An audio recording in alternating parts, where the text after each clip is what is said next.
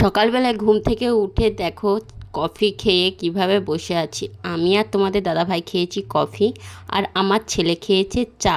3টে কাপ এদিকে পড়ে আছে, আর এদিকে বিস্কুটের ডিবে, জলের বোতল সবই পড়ে আছে। কিন্তু আমি কিভাবে বসে আছি, সকাল থেকে মনটা ভীষণ খারাপ হয়ে গেছে, ভীষণ মানে ভীষণ।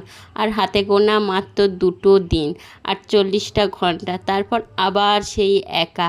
শুধু এইটা ভাবলেই কান্না পাচ্ছে যে সেই আবার একার জীবন, একাকে সমস্ত কিছুর সাথে প্রত্যেকটা মুহূর্ত লড়াই করে যেতে হবে।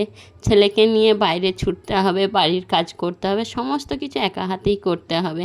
আর তোমাদের দাদাভাই এইভাবে বসে আছি দেখে সাথে সাথে ক্যামেরাটা নিয়ে এসে বলছে, তোমার আমি দাঁড়াও ভিডিও করছি, করো, তোমার যদি মন যাচ্ছে সব কিছু শেয়ার করে দেব। দিয়ে তারপরে কি করব, মন খারাপ করলেও তো কিছু করার নেই, চলে এসেছিলাম রুমে। যাই হোক, সকলে কেমন আছো? আশা করি ভালো আছো। আর বুঝতেই পারছো আমি খুব একটা ভালো নেই। তোমাদের সুস্থতা কামনা করে আমি সঞ্চিতা আমার নতুন একটা ভিডিও তোমাদের সকলকে অনেক অনেক স্বাগত জানাই। আমাদের জীবনটা এইরকম, বিগত 11টা বছর ধরে সেই একই জীবন চলে যাচ্ছে, তবুও মন মানতে চায় না। কারণ দেখো, যে কোনো জিনিসের কষ্টও আছে, আনন্দও আছে। হ্যাঁ, অবশ্যই জীবিকার জন্য পয়সা তো রোজগার করতেই হবে, পেট তো চালাতেই হবে, আর সংসারও চালাতে হবে। যার যেমন সংসারে আয় আছে তার তেমন ঠিক খরচাও আছে। অনেকেই বলে পয়সার জন্য তো সরকারি চাকরি ছেলেকে বিয়ে করেছে, ফোর্সের চাকরি ছেলেকে বিয়ে করেছে, তাহলে এত ও ন্যাকামো করার বা নাটক করার কি দরকার? অবশ্যই ভাই, সবাই তো পয়সার জন্যই করে। কে আর পয়সার জন্যে ও বেকার ছেলে কি কেউ বিয়ে করে পয়সার প্রয়োজন না থাকলে? তাহলে তো সবাই সবারই বোন মেয়েদেরকে তো বেকার ছেলের হাতেই তুলে দিত। যাই হোক, ওই সব কথা বাদ দিচ্ছে, ওগুলো সব পরে কোনো ভিডিওতে তোমাদের সাথে সমস্ত কিছু শেয়ার করব। আর এদিকে দেখো, এতদিন পর্যন্ত আমাদের বাড়িতে কাজ হচ্ছিল, পুটির কাজ হচ্ছিল আর প্রাইমারের কাজ হচ্ছিল, তাছাড়া আর কোনো কিছুরই কাজ হচ্ছিল না। আর রঙের কাজ এই জাস্ট শুরু হয়েছে। এর আগের দিনের ব্লগে তো তোমাদের সাথে শেয়ার করেছি কত টাকা রঙ এসেছে। আজকে সেই রঙগুলো খোলা হবে আর রঙগুলো করা হবে। যে দেখো অলরেডি রঙ গুলতে শুরু করে দিয়েছে। আমার খুব ইচ্ছা ছিল তোমাদের দাদাভাই যে আর 2 দিন ছুটি আছে, এই 2 দিনের মধ্যে 2টো রুম যেন রং কমপ্লিট হয়ে যায়।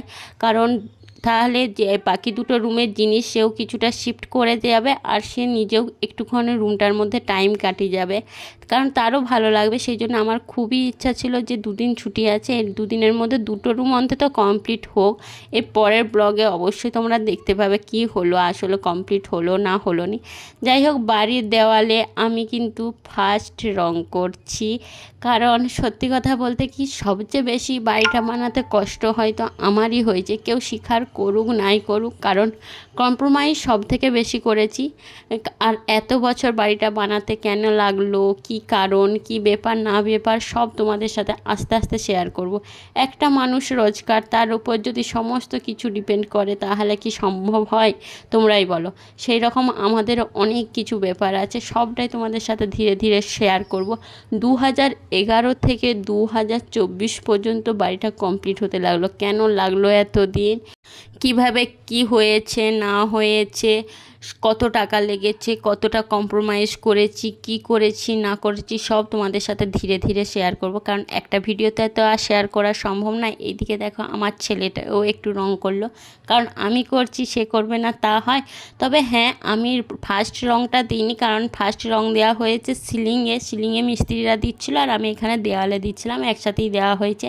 তারপর মিস্ত্রিরা অলরেডি রং করতে শুরু করে দিয়েছে, আর আমি জাস্ট এমনি একটু নিজের শখ যাচ্ছিলো তার জন্যে দিয়েছিলাম। মিস্ত্রিকে বললাম আমি একটু ভিডিও বানাবো আর একটু রং করব। মিস্ত্রি দাদা বললো ঠিক আছে, নাও করো। তারপর আমি তো সোজা চলেই এসেছিলাম বাড়ির কাজ করতে, রান্না, এদিকের আদার্স কাজ সমস্ত কিছু সেগুলো তো করতেই হবে। রান্না করেছিলাম গ্যাসেতে, আর বেশিরভাগটা গ্যাসে হয়ে গেছে, আর টুকিটাকি যেটুকু আছে সেইটা মা উনানে করছে, আর আমি গ্যাসটা মুছে নিচ্ছি, বাগিয়ে নিচ্ছি। কারণ এইটা তো করতেই হবে, বাড়ির বউ বলে কথা, এই কাজগুলো না করলে চলে? আমার বাড়িটার একটা কমিউনিটি পোস্ট করেছিলাম, সেখানে অনেকেই অনেক কিছু কমেন্টস করেছে, অবশ্যই ফেসবুকে। সেখানে অনেকে ভালোবাসা দিয়েছো, অনেক ভালো ভালো কমেন্টস করেছো, কিন্তু আমার ভীষণ ভালো লেগেছে। সেখানেতে অনেকে অনেক কিছু কোশ্চেনও করেছে, অবশ্যই সেই কোশ্চেনগুলোর উত্তর দেবো, তবে ধীরে ধীরে। তারা আমার ব্লগ ভিডিও দেখো নাকি জানি না, তবে হ্যাঁ ব্লগ, রিলস, এমনকি কমিউনিটি পোস্টের মাধ্যমেও কিন্তু উত্তর দেবো। তো একটু অপেক্ষা করো, কারণ একটু সময় তো লাগবেই। দেখো তোমাদের দাদাভাই নিয়ে এসেছে দই। দই নিয়ে এসেছে বলতে আমার ননদ বসিয়েছিল দই দিয়ে, তোমাদের দাদাভাই আনতে গিয়েছিল। আমার ননদ বাড়ি খুব একটা দূরে নয়, এর আগেই বলেছি। আর তোমাদের দাদা ভাইয়ের সাথে আমি এখন কথা বলছি বলতে, যে সিলিংয়ের কালারটা দেওয়া হয়েছে আমার খুব একটা ভালো লাগছিল না, কারণ খুবই হালকা হালকা মনে হচ্ছিল।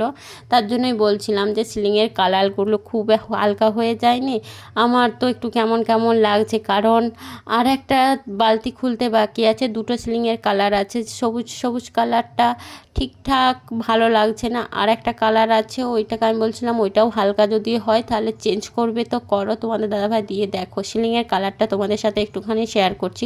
বলছে নিচের টাইলসটা যেহেতু কালো আছে, সিলিংয়ের কালারটা কিন্তু হালকা হলেও কোনো সমস্যা নেই, লাইটটা খেলবে। আর সিলিংয়ের কালারটা কিন্তু আমি পছন্দ করিনি, তোমাদের দাদাভাই আর মিস্ত্রি নিজেরা পছন্দ করেছে।